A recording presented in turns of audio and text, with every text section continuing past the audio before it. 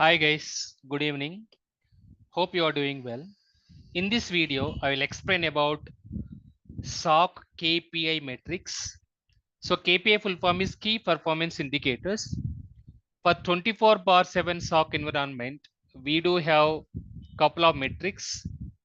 Those matrices are, you can see in my screen. So these are all the metrics we have to validate.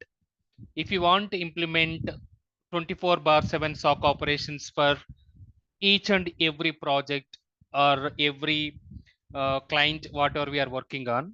So those KPIs are, so before going to SOC KPIs, I want to clarify one more KPI that is belongs to personal KPI or employee KPI.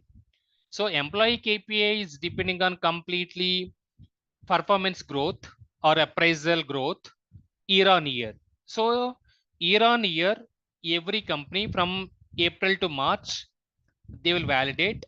This is the finance cycle. Most of the companies will follow. Otherwise, Jan to December, this is the another finance cycle. Most of the North America companies they will follow for appraisal cycle or salary hike or performance growth. So that KPIs are different and SOC KPIs are different. That's what I want to clarify before proceeding SOC KPIs. Hope it's clear. Individual performance, key performance indicators for salary hike is different versus SOC key performance matrices or metrics are different. Hope this one is clear. Now let's go and see. So first KPI for any SOC operational support or implementation, ISM, information security management, and these metrics, whatever we are keeping or whatever KPI we are defining. So according to the frequency, we have to go and we have to review the audit. So it depends on customer agreement or client agreement or project agreement between or consulting and service based company to customer or client. So couple of companies they'll follow monthly frequency, couple of companies they'll follow quarterly basis KPIs frequency review.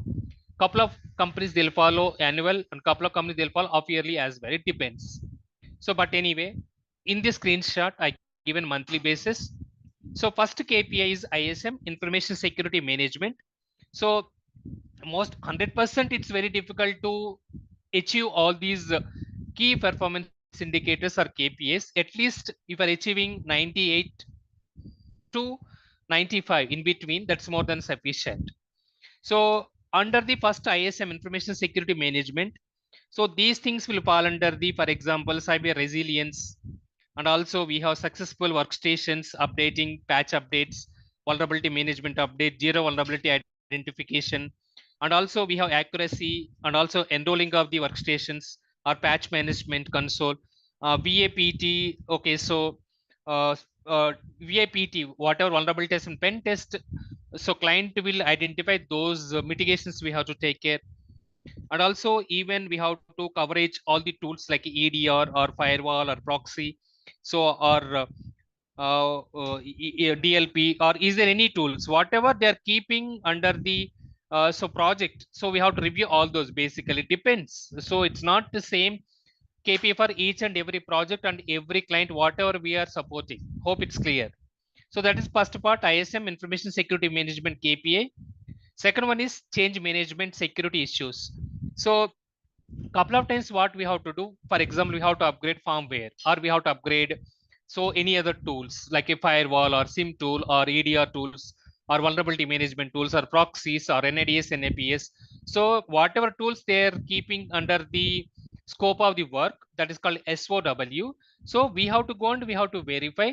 So all the firmware upgrade. So if you want to do any firmware upgrade or tool upgrade, just I think we should not do. For that one, we have to raise a change request using change management process. It is defined by ITIL, and after that we have to go and we have to implement this particular so change management process for different types of activities like firewall upgrade or SIM tool upgrade or correlation rule creation or patch updates and so on. So that is called change management. So after approval only we have to take care of all these change management process along with change request. So next one is risk management. So risk management, so we have to identify the risk and also we have to analyze those risks. So is there any risk is involved? So under this one, we have to make sure that whatever complaints our GRC team agreed, and also we have to take care of the mitigation and access plan once we identified the risk. So that is called risk management. So next one is service asset and configuration management. Under this one, we have to identify accuracy of the servers, how many are integrated to EDR tool, or otherwise it is integrated to proxy, or integrated to vulnerability management tools, or integrated to SIM tools. So that accuracy, whether it is matching like asset inventory kind of thing. So next one is knowledge management. Under the knowledge management, whatever so approved resources and also approved category and domains, we have to provide minimum articles per month. Like a, for example, per month we have to send 2 articles what's going on across the worldwide. So or per weekly once. So it depends. So that is about knowledge management. Next one is event management. So event management normally it will take care of the so critical, high, or low or medium related events. That one leads to define the SLA, whatever priority 1 or priority 2 or priority 3 tickets. Example, couple of EPS count is not coming and it's overshoot. Nothing but it's a very high amount of the EPS count is coming. In that scenario, how we can troubleshoot that particular issue? So that one will fall under the event management.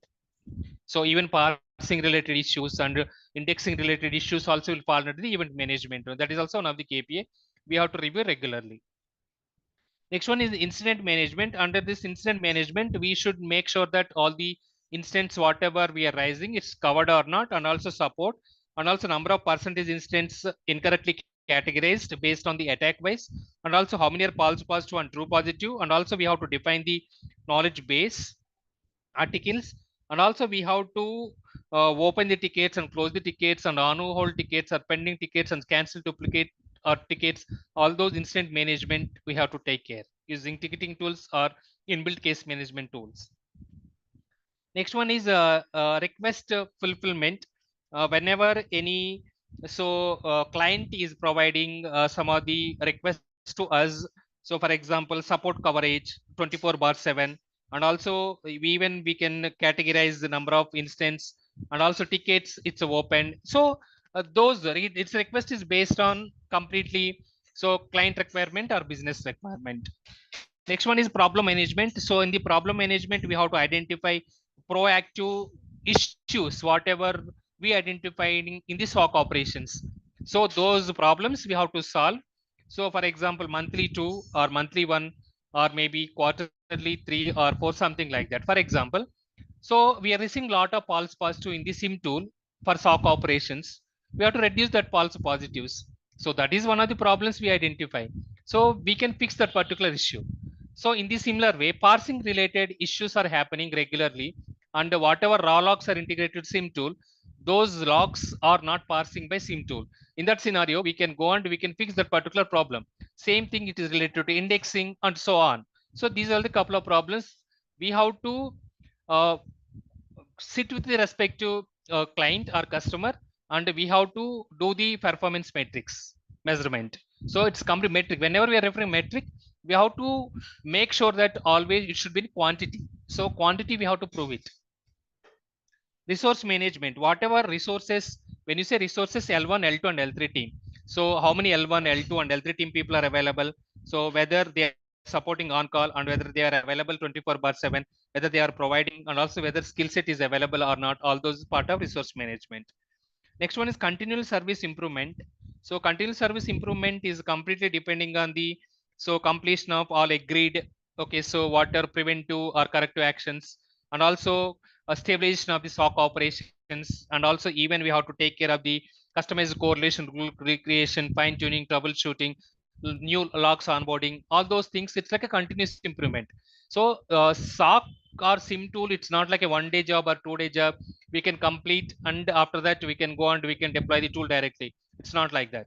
So we have to do the continuously so improving of the respective operations of the SOC. That is like a continuous improvement. Finally, reporting. So reporting is also one of the metrics. So we can verify the SOC key operations performance indicators. So we have to generate reports. There are two different types of reports, like technical reports and also process oriented reports related to incidents. So these reports we have to generate whatever agreement we have defined, whether weekly or monthly or quarterly. So that is the frequency basically. So these reports also we have to generate. So these are the couple of key performance indicators we have to define. So whenever we are implementing any SOC operations to the customer or client, or even it is applicable to product-based companies also. So please comment it. If you don't understand about this particular concept, I will re-verify once again, and I will try to explain once again in one more video. And thank you so very much for watching the video. Have a wonderful evening.